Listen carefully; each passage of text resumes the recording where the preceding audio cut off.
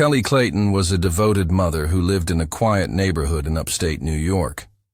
She was known for her vibrant personality, her love of horses, and her deep devotion to her two children.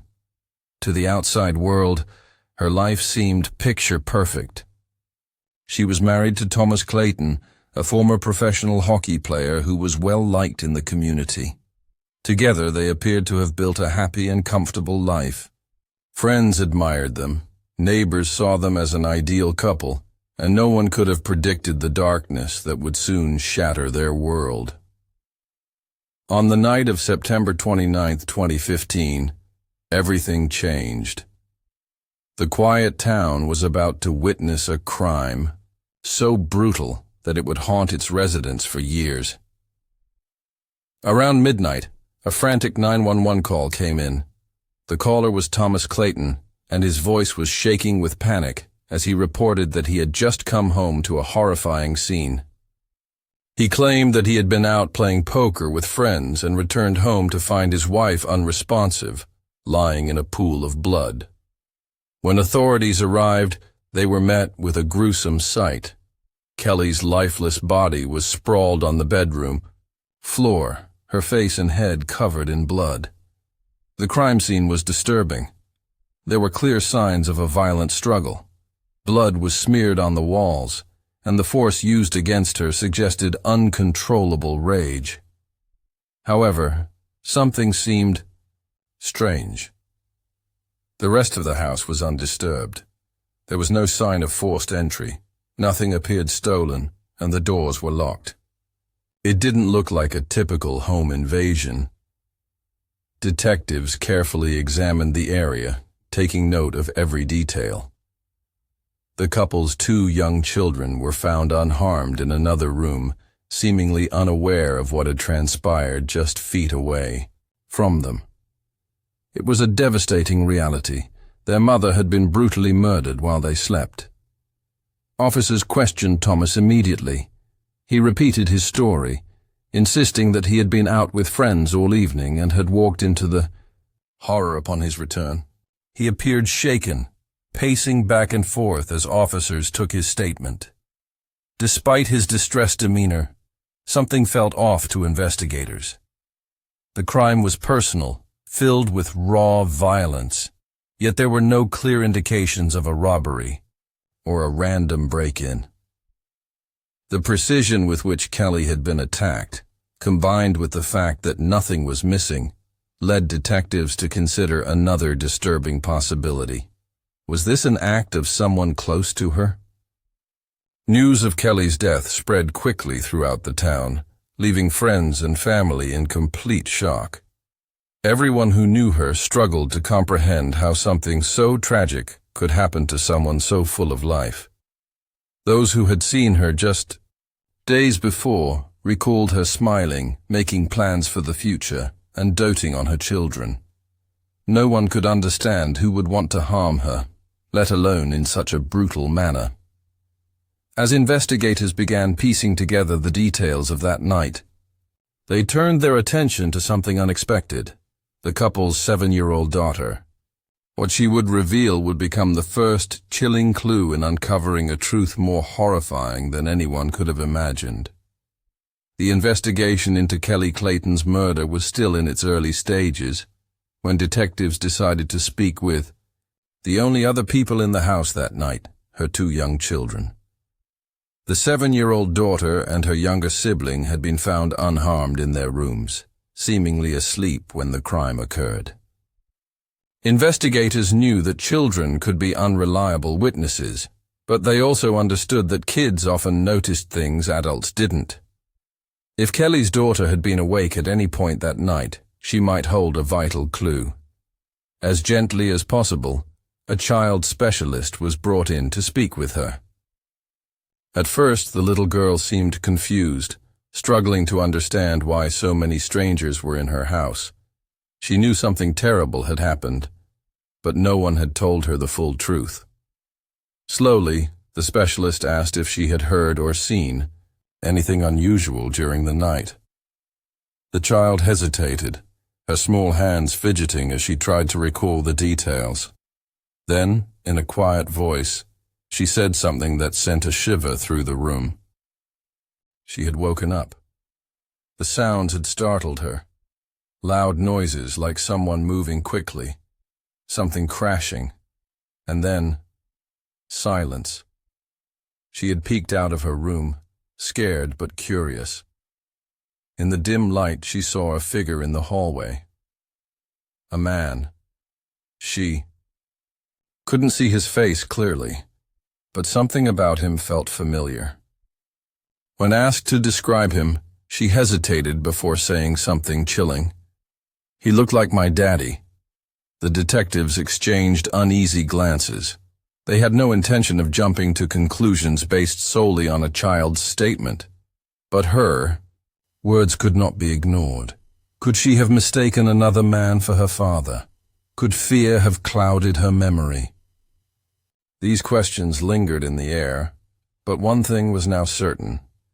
Thomas Clayton's alibi needed to be scrutinized more closely. Thomas had been cooperative from the start, providing a detailed timeline of his evening. He claimed to have spent the night at a friend's house playing poker. Several witnesses, including his friends, had backed up his story, stating that he had been with them until around midnight. But now, investigators needed to verify every detail with precision. As they began tracing his movements, they discovered an unsettling inconsistency. One of the poker game attendees mentioned, almost as an afterthought, that Thomas had left the gathering for a short period before returning. No one had thought much of it at the time. People often stepped outside to take calls or get fresh air. But now that small window of time took on a sinister significance.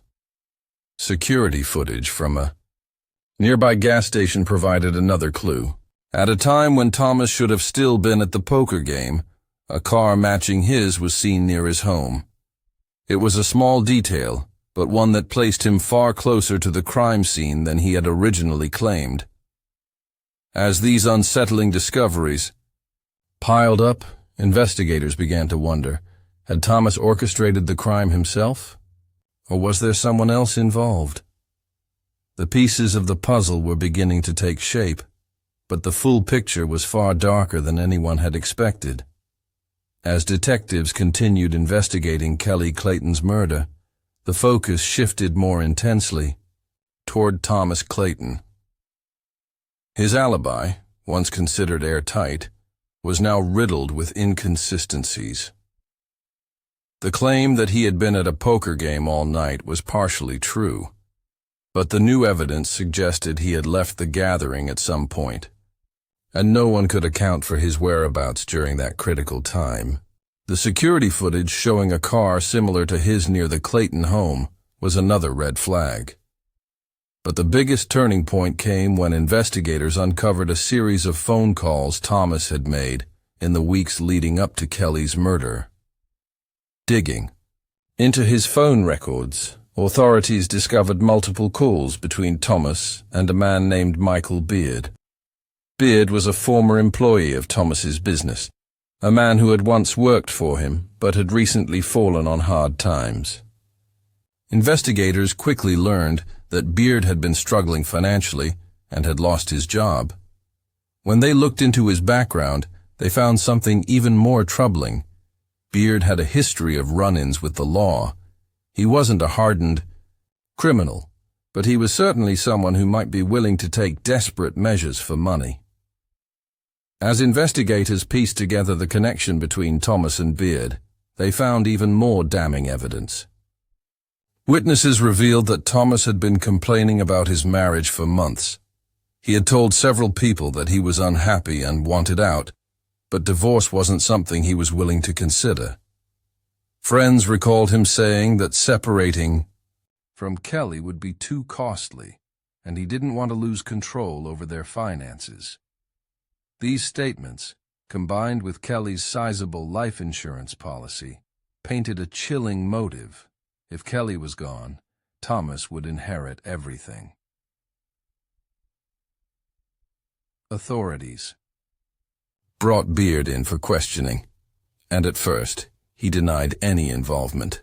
He claimed he had no knowledge of the crime and had no reason to harm Kelly. But as detectives applied pressure, inconsistencies in his story began to emerge. When confronted with the phone records showing multiple calls between him and Thomas, Beard became visibly nervous. Then, investigators found something even more shocking. Records showed that Beard had been in the vicinity of the Clayton home on the night of the murder. Faced with mounting evidence, Beard finally cracked. In a chilling confession, he admitted that Thomas had hired him to kill Kelly. The plan had been simple. Thomas would create an alibi by staying at the poker game while Beard broke into the house and staged a robbery gone wrong. In exchange, Thomas had promised him a substantial payout, but what was supposed to be a quick job had turned into a gruesome and violent attack. With Beard's confession, investigators now had the final piece they needed. Thomas Clayton, the man who had called 911 sounding frantic and grief-stricken, had in fact been the mastermind behind his own wife's brutal murder. His poker night alibi had been nothing more than a carefully planned cover, and the murder of Kelly Clayton had been a cold-blooded scheme driven by greed. With Michael Beard's confession, the case against Thomas Clayton became undeniable. What had first seemed like a tragic home invasion gone wrong was now exposed as a calculated murder-for-hire plot. Investigators wasted no time building their case, gathering every piece of evidence that linked Thomas to the crime. Phone records, financial transactions, and surveillance footage all pointed to one terrifying conclusion. Thomas had planned his wife's murder with precision, ensuring that he had a seemingly solid alibi while another man carried out the brutal attack. Detectives reviewed Beard's confession carefully, making sure it aligned with the evidence they had collected. According to Beard, Thomas had approached him weeks before the murder with an offer of money in exchange for killing Kelly. Thomas had painted a picture of a miserable marriage, telling Beard that he was trapped and needed a way out. Boss Q was not an option. He didn't want to risk losing his assets or his control over their children. The solution, in his mind, was simple. Kelly had to die. Beard had agreed, believing he would receive a large payout for his role. On the night of the murder, he had entered the Clayton home while Thomas was at his poker game, just as planned. But what was supposed to be a staged robbery quickly turned into something far more violent. Kelly had fought back, and Beard had responded with sheer brutality. By the time he left, she was unrecognizable, her injuries so severe that investigators initially struggled to determine the weapon used. As the case moved forward, forensic evidence continued to strengthen the prosecution's argument. A key piece of clothing found at the crime scene contained traces of Beard's DNA, confirming his presence in the house. Additionally, security cameras in the area captured footage of a car similar to Beard's near the Clayton residence around the estimated time of the murder. These details, combined with the confession, left no doubt Beard had been the one to carry out the killing, but he hadn't acted alone. Thomas maintained his innocence, refusing to admit any involvement. He insisted that he had nothing to do with his wife's death, portraying himself as a grieving husband who had come home to a nightmare. His defense team argued that Beard had acted on his own, possibly targeting Kelly for reasons unrelated to Thomas. But the overwhelming evidence told a different story.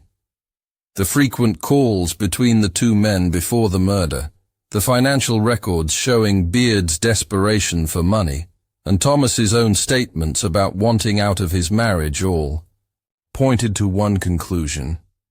He had orchestrated the crime. As the trial approached, Kelly's family and friends braced themselves for the difficult road ahead. The man they had once trusted, the father of Kelly's children, was now being revealed as the mastermind behind her death. It was a betrayal beyond comprehension. But as painful as the truth was, they were determined to see justice served. Evidence was there, and now it was up to the court to decide the fate of the man who had destroyed his own family for money and control. The courtroom was packed as the trial of Thomas Clayton and Michael Beard began. The case had gripped the small community, turning what was once considered a tragic home invasion into a chilling tale of betrayal and greed. Kelly Clayton's family and friends sat in the gallery, their faces filled with sorrow and determination. They were there for justice, knowing that no verdict could ever bring Kelly back, but hoping that the man responsible for her death would never walk free again. Prosecutors presented a meticulous case against Thomas. They laid out the series of events that led to Kelly's murder, proving that it was not a random act of violence, but a carefully planned execution. They played recordings of Thomas's phone calls with Michael Beard, showing how the two men had communicated multiple times in the weeks leading up to the crime. They revealed financial records that painted a clear motive. Thomas was drowning in financial struggles and saw Kelly's life insurance policy as his way out. Testimony from friends and associates further damaged his case, as they recalled. Thomas's frequent complaints about his marriage and his reluctance to go through a costly divorce. Michael Beard, already convicted for his role in the murder, was now a key part of the trial. His confession had been damning, and although he later tried to retract parts of it, the damage had already been done. His DNA at the crime scene, along with surveillance footage linking him to the area that night, was undeniable. The defense attempted to argue that Beard had acted alone, that he had personal reasons for targeting Kelly, and that Thomas had nothing to do with it. But the jury saw through the lies. The evidence was too strong, and the prosecution's argument was airtight. This was a murder for hire, and Thomas was the mastermind. Throughout the trial, Thomas sat emotionless. He barely reacted as witnesses took the stand, as prosecutors described in detail the brutal way Kelly had died. Even when his own daughter's testimony was brought up, the innocent statement from a 7-year-old who had unknowingly revealed the truth, he remained cold and expressionless. It was a stark contrast to the grief-stricken faces of Kelly's loved ones, who wept silently as the horrifying details of her final moments were recounted in court. After weeks of testimony and deliberation, the jury finally reached a verdict. Thomas Clayton was found guilty of first-degree murder and conspiracy to commit murder. The courtroom erupted in quiet sobs and relieved embraces as the judge handed down the sentence: life in prison without the possibility of parole. Justice had been served. As Thomas was led away in handcuffs, the weight of his betrayal hung heavy in the air. He had orchestrated the murder of his own wife, the mother of his children, all for money and control. But in the end, his plan had unraveled, exposing the depths of his cruelty. Kelly's family took solace in knowing that he would never be able to harm anyone again. The scars of that night would never fade, but at least now there was closure.